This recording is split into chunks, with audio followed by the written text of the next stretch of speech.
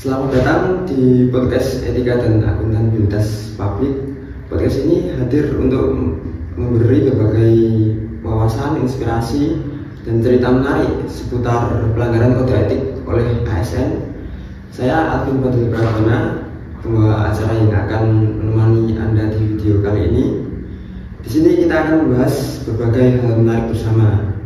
Jadi persiapkan diri Anda untuk obrolan yang penuh informasi ini.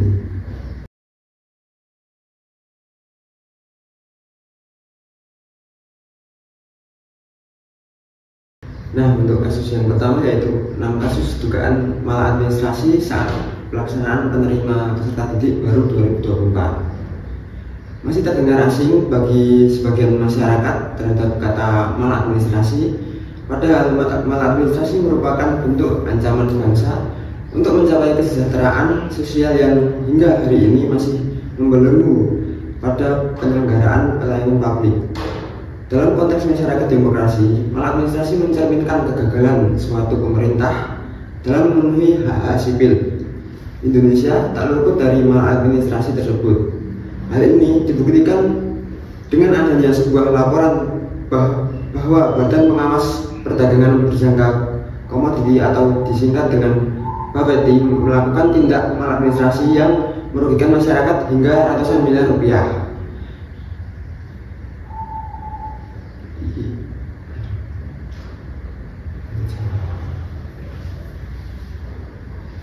Nah, dikutip dari artikel ombudsman.go.id pada Senin 2 Agustus 2024, perwakilan Ombudsman Rakyat Indonesia Provinsi Nusa Tenggara Barat menemukan 6 dugaan maladministrasi selama pelaksanaan penerima peserta didik baru atau PPDB tahun 2024 pada semua jenjang pendidikan mulai dari SD, SMP sederajat hingga SMA sederajat.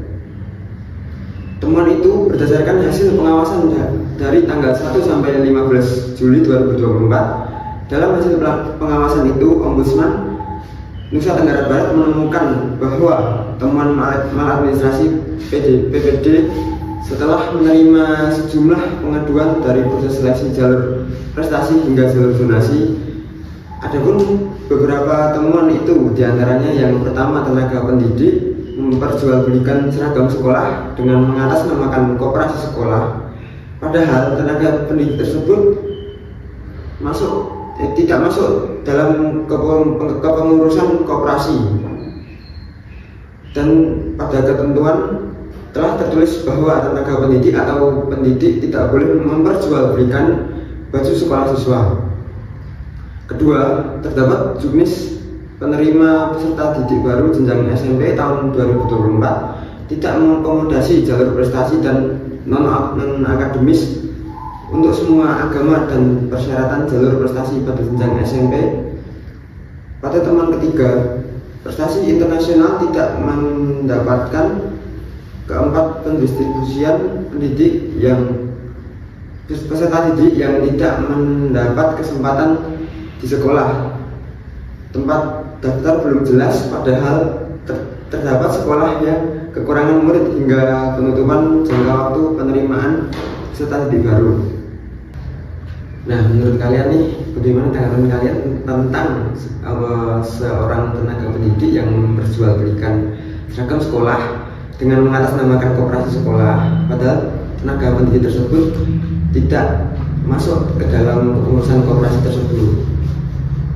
Dan pada ketentuan tidak tertulis bahwa tenaga pendidik atau pendidik tidak boleh memperjualbelikan baju sekolah siswa. Bagaimana tanggapan kalian? Baik, jadi di sini kita menemukan 6 kasus maladministrasi utama. Nah, ada beberapa bentuk ya tadi maladministrasi yang udah kami temukan. Yang salah satunya itu adanya manipulasi data zonasi dalam jalur PPDB. Nah, itu biasanya tuh nggak sesuai sama kriteria di lapangan atau di kenyataannya. Terus ada juga jalur afirmasi yang nggak sesuai dengan kriteria jalur afirmasi yang udah ditentukan. Terus juga informasinya itu tidak terbuka, jadi bisa diacak-acak, yang dimana itu udah penyalahgunaan informasi. Terus kemudian juga adanya pungutan biaya yang tidak resmi, yang dimana harusnya PPDB itu kan tidak dipungut biaya sama sekali. Namun banyak sekali para oknum-oknum yang melakukan pungutan biaya yang seharusnya ini sudah tidak ada, namun menghalalkan segala cara agar dapat lolos PPDB. Jadi di setiap kasus memang memiliki detail yang berbeda. Namun ada pola yang kami amati. Misalnya pada jalur zonasi, kita menemukan adanya manipulasi alamat yang dilakukan untuk memastikan anak itu bisa masuk ke sekolah tersebut. Sebenarnya anak tersebut seharusnya ada di luar zona mereka. Jadi hal ini biasanya melibatkan kerjasama antara oknum sekolah dengan orang tua siswa. Sementara di jalur afirmasi itu ada kasus di mana siswa yang tidak memenuhi syarat afirmasi tetapi diterima. Dan ini mengindikasikan adanya pengabaian aturan yang harusnya diterapkan. Kasus lain ada soal ketidakterbukaan informasi terkait kuota di beberapa sekolah. Jadi yang kuotanya sebenarnya penting untuk publik biar tahu tentang sekolah itu apakah sudah penuh atau belum, tapi mereka tidak terbuka. Bahkan beberapa orang tua harus mengeluarkan uang tambahan agar anaknya bisa diterima di sekolah tersebut. Dari segi pendidikan sendiri, kasus-kasus maladministrasi ini benar-benar mengkhawatirkan karena bertentangan dengan prinsip keadilan dan kejujuran. Nah, salah satu dampak yang paling langsung adalah adanya ketimpangan akses pendidikan yang merugikan siswa dari kalangan yang kurang mampu. Jika proses PPDB ini tidak berjalan adil, maka siswa yang mungkin lebih layak dan memiliki potensi lebih dari yang punya uang bisa merasa terpinggirkan karena yang punya uang didahulukan. Oke, jadi seperti itu ya tentang kasus maladministrasi yang dilakukan oleh ASN di Nusa Tenggara tersebut. Jadi ya kesimpulannya semoga diskusi kita kali ini dapat memberikan pengalaman yang lebih baik bagi pendengar tentang pentingnya transparansi dalam proses PPDB. Mari kita semua berperan aktif dalam menciptakan sistem pendidikan yang lebih adil.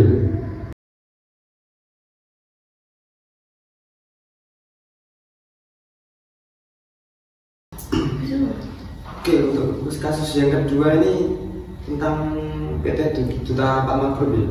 Kita akan membahas topik yang sangat penting, yaitu tentang pelanggaran etika juga dalam bisnis, khususnya pada kasus korupsi yang melibatkan Duta Fatma Group, sebuah perusahaan kelapa sawit besar di Indonesia. Kasus ini tidak hanya mengungkap skandal di perusahaan tersebut, tapi juga menjadi cerminan masalah yang luas di sektor bisnis Indonesia. Sebagai salah satu pemain utama di industri kelapa sawit, mereka dikenal memberikan kontribusi ekonomi yang signifikan. Akan tetapi ternyata diduga terdapat praktik-praktik yang tidak sesuai dengan nilai etika dan hukum di balik pencapaian finansial perusahaan ini. Bisa diceritakan sedikit tentang detail kasusnya? Jadi di sini kasus Duta Palma Group itu melibatkan banyak pelanggaran yang mencakup korupsi dan penyalahgunaan wewenang. Seperti yang tadi sudah disampaikan, Duta Palma adalah salah satu perusahaan kelapa sawit besar yang memiliki dampak signifikan terhadap perekonomian, tetapi juga menghadapi kritik yang tajam karena dugaan korupsi. Misalnya perizinan lahan mereka yang diduga memperoleh melalui kolusi dan suap dengan pejabat pemerintah yang jelas melanggar etika. Selain itu, Duta Palma dianggap Duta Palma diduga telah merambah kawasan hutan lindung yang merugikan masyarakat. Lalu bagaimana praktik semacam ini, dampaknya bagi masyarakat luas? Sangat berdampak sekali, terutama bagi komunitas lokal. Perusahaan yang seharusnya bisa memberi manfaat malah justru memberikan kerugian ke masyarakat lokal. Selain menambah wilayah yang seharusnya dilindungi, dana yang seharusnya digunakan untuk program masyarakat dan lingkungan malah disalahgunakan. Bayangkan, masyarakat lokal yang seharusnya mendapat keuntungan dari keberadaan perusahaan besar justru mendapat kerugian, di mana hanya pihak-pihak tertentu yang mendapat keuntungan saja. Lalu untuk solusinya ini gimana tentang kasus ini? Jadi solusi yang pertama, kita itu harus meningkatkan pengawasan. Transparansi dalam perizinan dan pengambilan keputusan itu sangat penting. KPK dan BPK juga perlu diperkuat agar memiliki kemampuan lebih besar dalam mendeteksi praktik korupsi. Selain itu, edukasi tentang etika juga sangat penting. Semua pihak, baik sektor publik maupun sektor swasta, perlu pelatihan mengenai integritas. Jika mereka sadar akan pentingnya etika, tentu mereka akan berpikir 2 kali sebelum melakukan pelanggaran. Dan tentunya sanksi yang tegas bagi para pelaku korupsi itu juga harus ditegakkan, karena para pelaku juga harus sadar bahwa risiko dari melakukan praktik korupsi itu tuh merupakan suatu konsekuensi yang bakal mendatangkan hal buruk bagi mereka. Jadi hal ini juga penting untuk meningkatkan kesadaran para pelaku. Oke, jadi seperti itu ya. Terima kasih atas pandangan dan solusi dari kalian yang luar biasa. Kasus PT Duta Palma Group ini memang menjadi pelajaran berharga tentang betapa pentingnya etika dalam menjalankan bisnis. Semoga dengan langkah-langkah yang telah disebutkan tadi, kita bisa membangun dunia bisnis yang lebih transparan dan bertanggung jawab.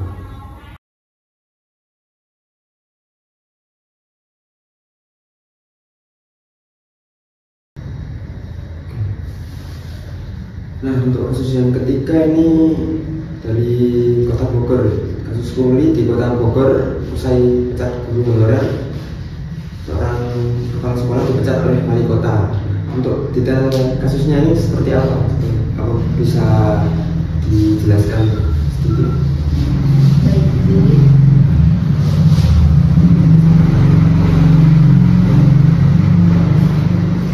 Baik, jadi untuk detail kasusnya sendiri, ini berawal dari pada masa PPDB, kemudian ditemukan adanya dugaan kasus pungli di sekolah tersebut yang berada di Kota Bogor, diikuti dengan pemecatan guru honorer pada awalnya, karena guru honorer tersebut pada awalnya diduga melakukan kasus pungli yang mana setelah dilakukan investigasi lebih lanjut, ternyata guru honorer tersebut tidak bersalah dan hanya kepala sekolahnya yang terbukti melakukan kasus pungli. Maka dari itu kemudian wali kota Bogor memecat dan mencopot jabatan kepala sekolah dari sekolah tersebut dan mengembalikan tugas guru honorer tersebut untuk kembali mengajar. Jadi seperti itu untuk detail kasusnya. Lalu bagaimana tindakan wali kota tersebut terhadap kasus seperti ini? Jadi wali kota Bogor ingin memberi pesan tegas bahwa dalam dunia pendidikan, apalagi sekolah negeri, tidak boleh ada pungutan liar. Kepala sekolah sebagai pimpinan di unit tersebut harusnya bertanggung jawab atas pengawasan terhadap segala bentuk pungutan. Di sini, kepala sekolah dianggap lalai dan wali kota menilai perlu adanya konsekuensi bagi mereka yang tidak melaksanakan tugas pengawasannya dengan baik dan benar. Dari sudut pandang hukum, langkah wali kota untuk mengajak guru honorer tersebut dan kepala sekolah bisa dikatakan sebagai langkah preventif. Dalam Undang-Undang Tindak Pidana Korupsi, pungutan liar masuk sebagai tindakan korupsi dalam skala tertentu. Meskipun dalam kasus ini skalanya relatif kecil, hal itu tetap mencoreng kepercayaan publik dan merugikan masyarakat. Jadi, tindakan tegas adalah langkah yang tepat untuk memberi efek jera. Namun perlu juga kita tinjau apakah ada mekanisme yang lebih efektif seperti program pembinaan atau edukasi lebih lanjut. Sebab meskipun pemecatan ini tegas, pembinaan jangka panjang untuk seluruh tenaga pendidikan juga diperlukan. Nah, baik, saya izin menambahkan ya. Jadi di sini saya dan juga kami khususnya berharap agar para tenaga pendidik dapat mengambil pelajaran untuk kedepannya agar tidak melakukan kasus-kasus seperti ini tidak terulang lagi, seperti melakukan penyalahgunaan kekuasaan ataupun melakukan pungutan liar selama masa PPDB berlangsung. Jadi semoga kedepannya dapat dijadikan pelajaran. Oke, jadi seperti itu ya tentang pembahasan tentang kasus ini. Terima kasih atas solusi dan tanggapannya. Semoga dengan adanya kasus ini semua pihak dari mulai pemerintah, terus tenaga pendidik dan masyarakat bisa belajar dan bekerja sama untuk memajukan dunia pendidikan di Indonesia tanpa adanya praktik pungli. Sekian sedikit podcast dari kami, kurang lebihnya mohon maaf. Wassalamualaikum warahmatullahi wabarakatuh.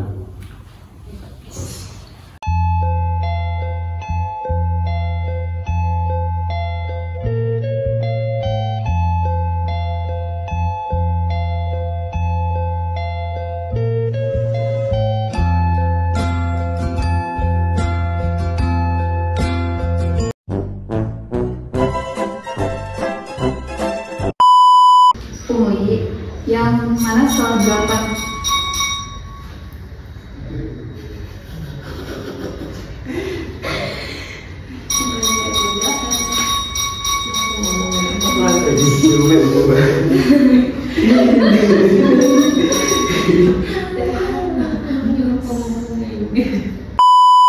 untuk kembali langsung gak tahu. Aman, kok tak kurang lebih sini.